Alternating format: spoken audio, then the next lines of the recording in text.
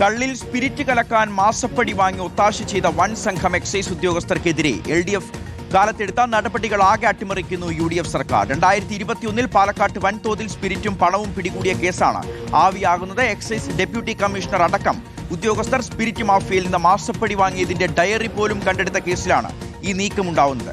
ഉദ്യോഗസ്ഥർക്ക് വെറും ശാസന മാത്രം മതിയെന്നാണ് പുതിയ ഉത്തരവ്.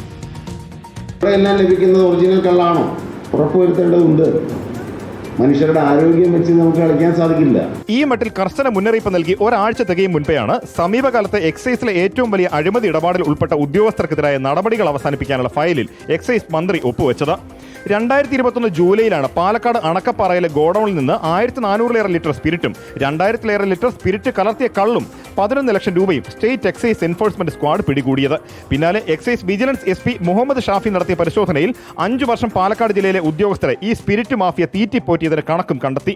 ഇതിന്റെ അടിസ്ഥാനത്തിൽ എക്സൈസ് കമ്മീഷണർ S ആനന്ദകൃഷ്ണൻ സർക്കാരിന് ശുപാർശ നൽകിയതോടെ ജില്ലയുടെ ആകെ ചുമതലയുള്ള ഡെപ്യൂട്ടി കമ്മീഷണർ അടക്കം 13 പേർ സസ്പെൻഷനിലായി. ഇവരെ കൂടാതെ 70ഓളം പേരെ ജില്ലയ്ക്ക് പുറത്തേക്ക് സ്ഥലം മാറ്റുകയും ചെയ്തു. ഇത്ര വിപുലമായ അച്ചടക്ക നടപടികൾ LDF സർക്കാർ സ്വീകരിച്ച കേസിലാണ് സർക്കാർ മാറി 2 മാസം എത്തുമ്പോൾ വൻ അട്ടിമറി നടന്നിരിക്കുന്നത്. ഇതുവരെ ഈ വകുപ്പിൽ നടന്ന അന്വേഷണങ്ങളെല്ലാം തള്ളി പറഞ്ഞുകൊണ്ടാണ് ഉദ്യോഗസ്ഥർക്കെതിരെ സെൻഷൂർ അഥവാ വെറും ശാസന മാത്രം മതിയെന്ന പുതിയ നിലപാട് സർക്കാർ സ്വീകരിച്ചിരിക്കുന്നത്.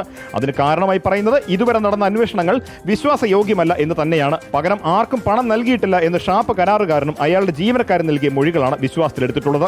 ഇതോടെ സ്പിരിറ്റ് മാഫിയക്കെതിരെ ക്രിമിനൽ കേസ് കൂടി ആവിയായി പോകാനും വഴി തെളിഞ്ഞു. കോടതിയിൽ വിചാരണ തുടങ്ങാനിരിക്കുന്ന ആ കേസിലെ പ്രതികളാണ് ഈ അന്വേഷണത്തിലെ സാക്ഷികൾ. അവരുടെ മൊഴികൾ വിശ്വാസത്തിലെടുത്തുകൊണ്ടുള്ള ഈ ഉത്തരവും രേഖകളും സ്പിരിറ്റ് കേസ് വിചാരണയിൽ പ്രധാന രേഖയാകുമെന്ന് ഉറപ്പായി.